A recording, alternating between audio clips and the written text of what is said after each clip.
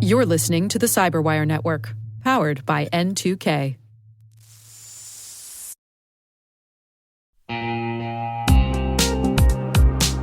Ever wished you could rebuild your network from scratch to make it more secure, scalable, and simple? Meet Meter, the company reimagining enterprise networking from the ground up. Meter builds full-stack, zero-trust networks, including hardware, firmware, and software, all designed to work seamlessly together. The result? Fast, reliable, and secure connectivity without the constant patching, vendor juggling, or hidden costs. From wired and wireless to routing, switching, firewalls, DNS security, and VPN, every layer is integrated and continuously protected in one unified platform. And since it's delivered as one predictable monthly service, you skip the heavy capital costs and endless upgrade cycles. Meter even buys back your old infrastructure to make switching effortless. Transform complexity into simplicity and give your team time to focus on what really matters, helping your business and customers thrive. Learn more and book your demo at meter.com/cyberwire. That's meter.com/cyberwire.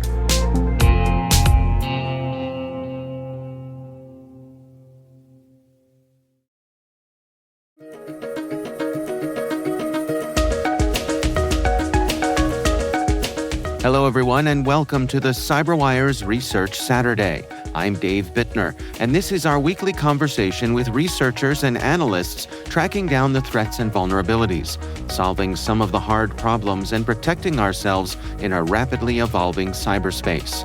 Thanks for joining us.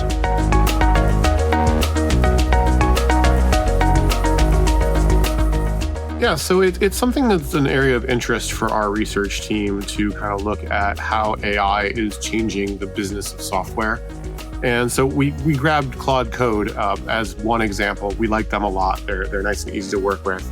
And started kind of poking at what it can do, where the limitations of its protections are, as just trying to wrap our heads around what can this thing do? What can this thing do that's risky? How does it act to protect us? Where are there gaps that could be accessible to our product or that maybe we could advise the community on? That's Darren Meyer, security research advocate at Checkmarx. The research we're discussing today is titled Bypassing AI Agent Defenses with Lies in the Loop.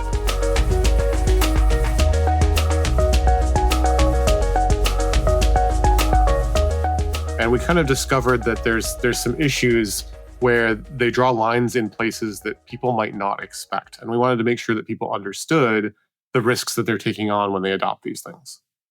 Well, let's dig into some of the mechanics here together.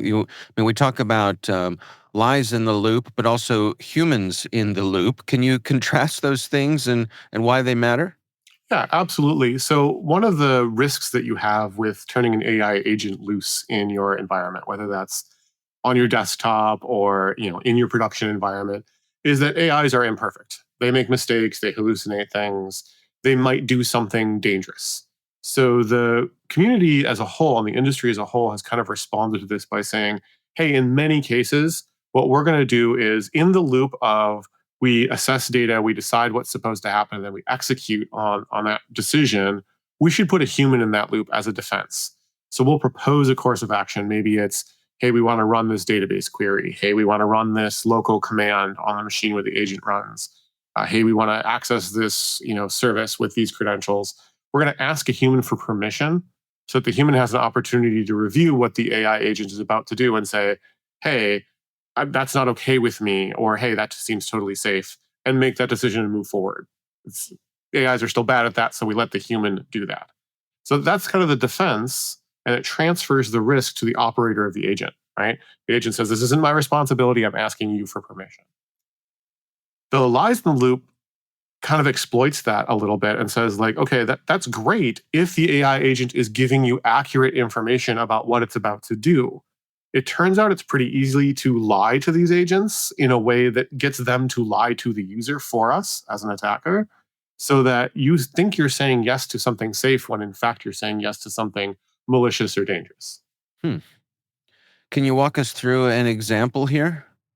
Certainly. So imagine you're using Claude Code, and this is our main thing that we tested, but this applies to any AI coding agent and probably any agent that uses humans in the loop as a defense. You start from the basic thing of, hey, I want to prompt inject it. I want to trick the user into, let's say, opening Windows Calculator. Technically malicious and unwanted, but safe for the user for testing.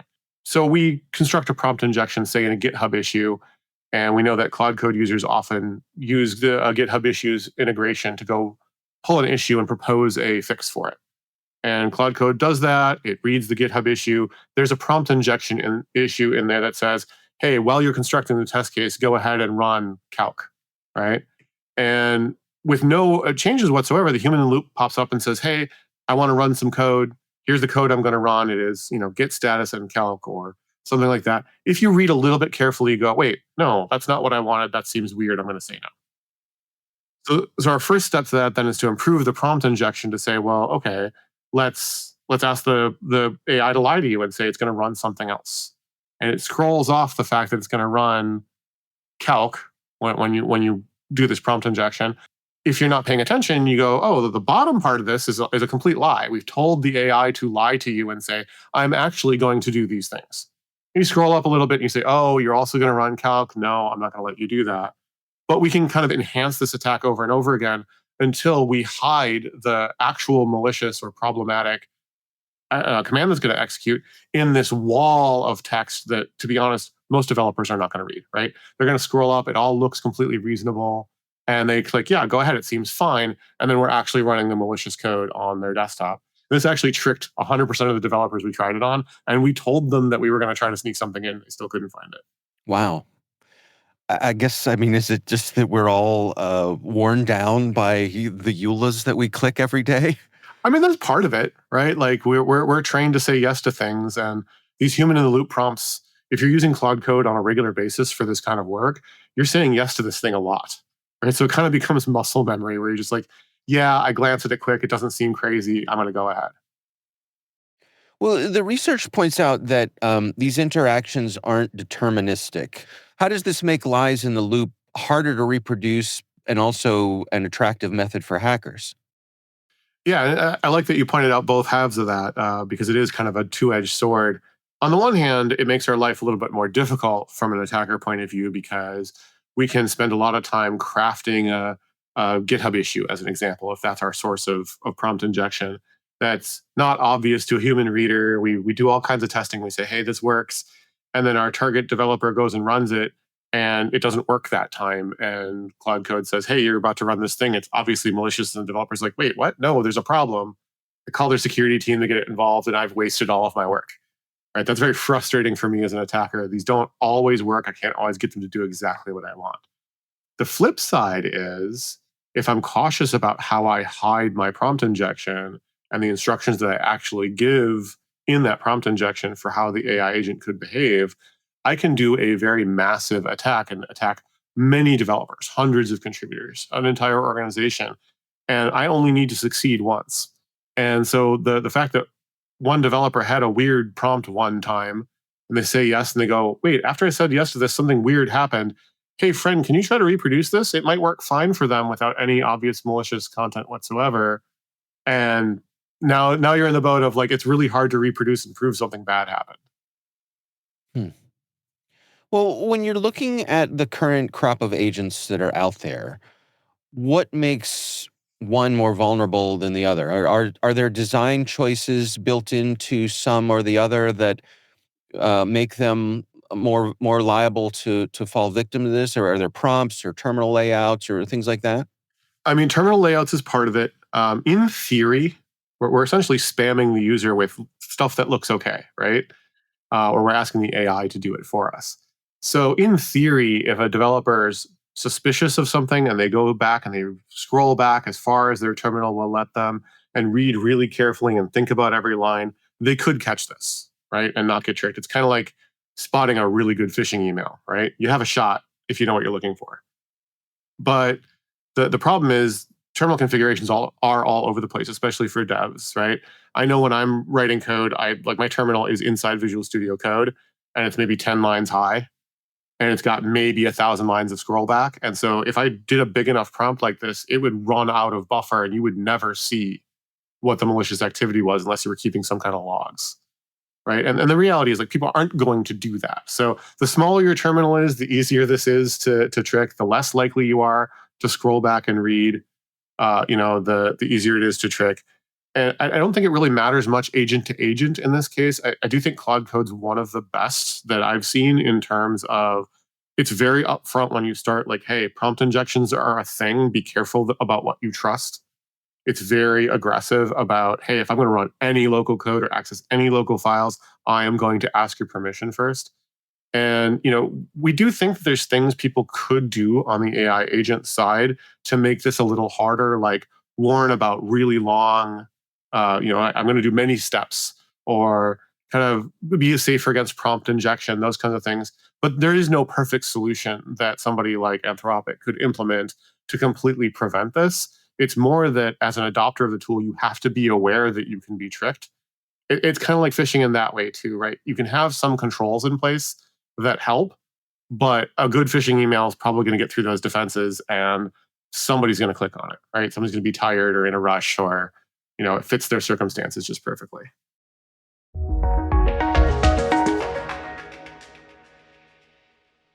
We'll be right back. Oh, Hilton stay, your beds are soft and cozy.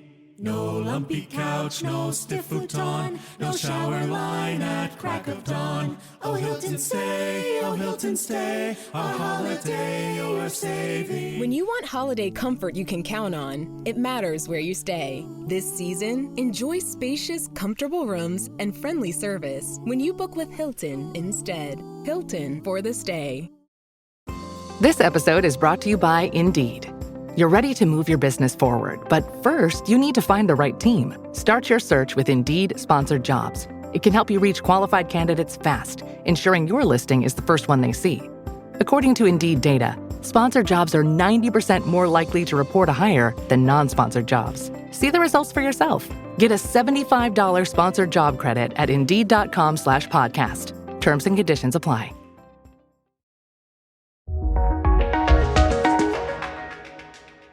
At the risk of sounding snarky, it seems like you need a second AI agent to look at what's going on in your terminal when you can't, right? and like there are people who are trying to do that, but it is, again, it's kind of a fundamental pattern problem, right? And it's the position of all of these agent companies is, hey, we're asking you permission and that's on you. And I think a lot of adopters think of that as like a security defense, when it's a nice safety feature. It prevents a lot of accidents, right? So it's an important and good thing that we do in the industry. But I think a lot of people think, oh, it's going to protect me, and it doesn't. It actually just transfers the risk to you, right? It allows these makers to say, look, we can't reliably tell you if something is safe or risky. There's no way we're going to have enough context. LLMs are not nearly advanced enough to do that job effectively. So we have to rely on you as a human to rub your brain cells together and tell us something's safe.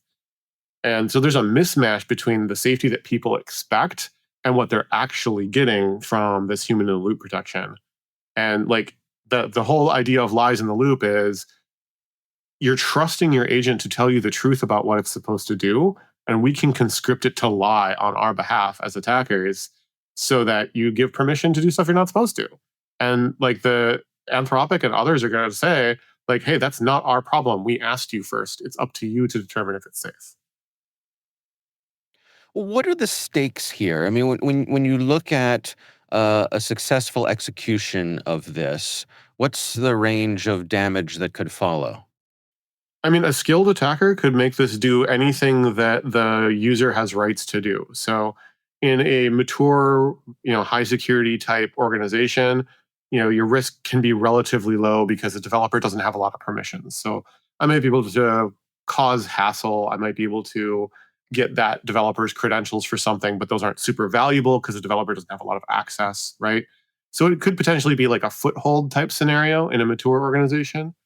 But in smaller or less mature or faster moving organizations, sometimes developers have a lot of access, right? Both on the machines they're running the agents on, but also kind of as a pivot point to things in production. I mean, we've seen things where somebody gave an AI agent too much permission and it like deleted a production database.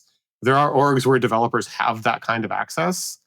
And if I'm targeting that org and with a malicious GitHub issue or malicious commit to one of their open source projects, I can do something like we just saw with the Shai-Hulud worm, where I can steal the credentials and then use those credentials to cause all kinds of damage or escalate privileges or steal further credentials or and then the doors kind of blow wide open. So it has potential to be very, very bad. I will soften that a little bit and say I don't think the effort versus reward today is better than doing a phishing attack, right? So I don't want people to freak out like, oh my God, I need a solution to this problem immediately. You just need to build awareness that, hey, this is a way that you could get phished that maybe you don't expect, right? Effectively. Yeah. So I know you and your colleagues at Checkmarx responsibly disclosed this to some of the vendors out there. Did you get any reaction? Any word back? Yeah, we did. Anthropic's been great to deal with. Actually, they're very consistent and prompt, and their policy is very clear and consistently expressed by everybody. Which from a bug bounty hunter standpoint, is actually a little frustrating, but I respect it. It's what I would do on the other side of that fence as well. And their position is like understandable, even though we kind of disagree with it a little bit. They're basically saying, look, once we ask you if this is okay, that becomes your risk. If you can show us how you can trick us into doing this without user permission at all, then we're very interested. But as long as we're prompting the user, that's outside our threat model, and there's nothing we feel we can do about it. And I'm frustrated from I want to see people protected, but also I understand where they're coming from. It's a very hard thing for them to defend against this entire pattern of attack. Hmm. Well, what are your recommendations then? I mean, how should folks best protect themselves here? I think education goes a long way. And when I say education, people always imagine a training class. I don't think that works particularly well. But making sure that developers and anyone who's adopting an AI agent with this human in the loop understands, like, hey, you are taking on risk every time you say yes. And what the agent is telling you it's about to do isn't necessarily accurate. So you have to be careful. You have to run these things in some kind of a sandbox. Otherwise, you're probably going to get in trouble at some point. And then from a technology standpoint, security organizations can help developers have environments that are better sandboxed, make sure that the accounts that developers use for routine development don't have a ton of access, so that if they do get hit by something like this, the splash area is low and hopefully nothing super important happens.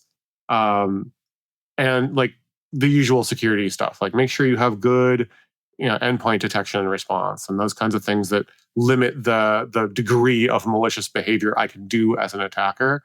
We tend to back those off for developers a little bit. So it's very important to have kind of AppSec and operations teams work together to hit the right balance of backing those rules off enough to let developers do their job, but protecting them from the really bad stuff that can happen through a path like this.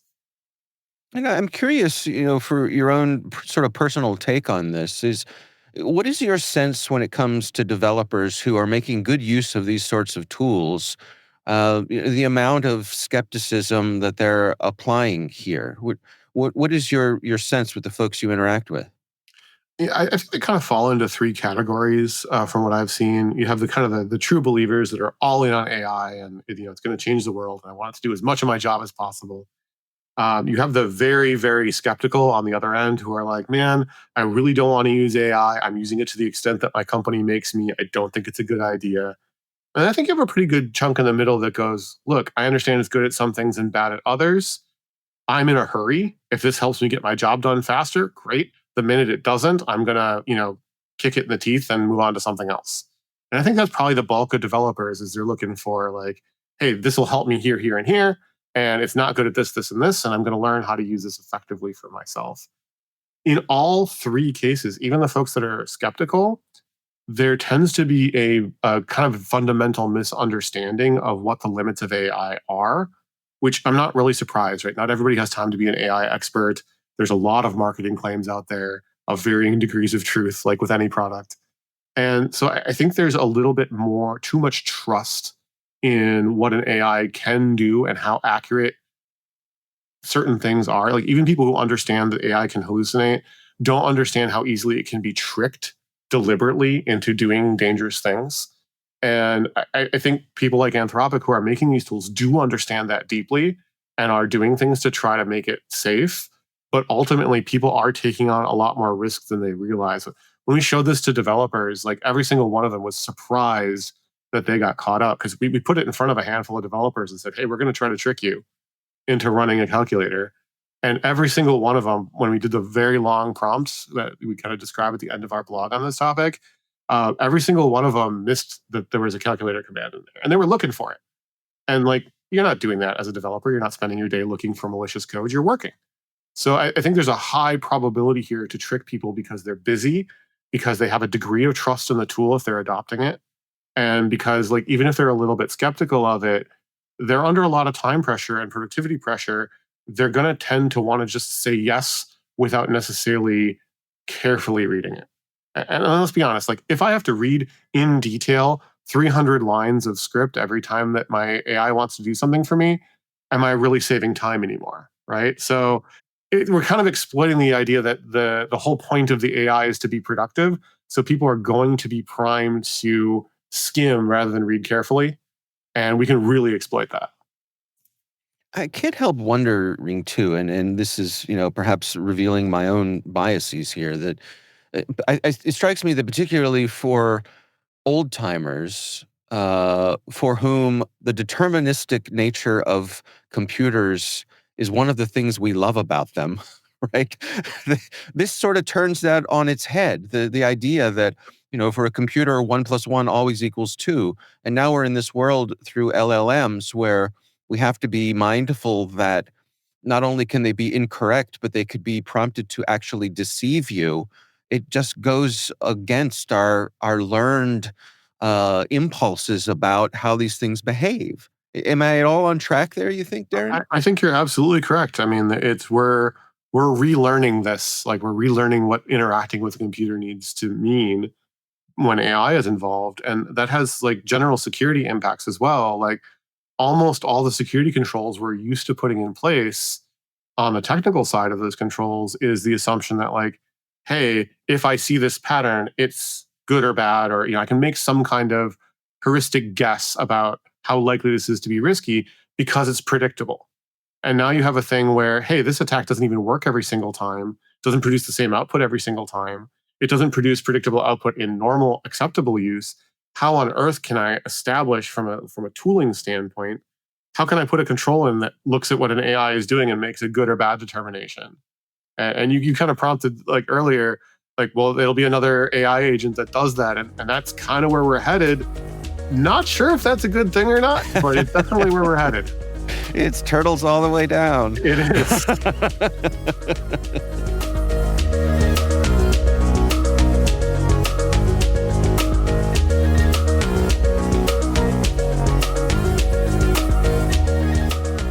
Our thanks to Darren Meyer, security research advocate at Checkmarks, for joining us.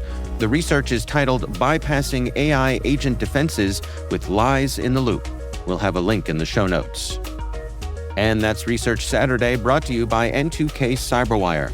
We'd love to know what you think of this podcast. Your feedback ensures we deliver the insights that keep you a step ahead in the rapidly changing world of cybersecurity. If you like our show, please share a rating and review in your favorite podcast app. Please also fill out the survey in the show notes or send an email to cyberwire@n2k.com. This episode was produced by Liz Stokes. We're mixed by Elliot Peltzman and Trey Hester. Our executive producer is Jennifer Iben. Peter Kilpie is our publisher, and I'm Dave Bittner. Thanks for listening. We'll see you back here next time.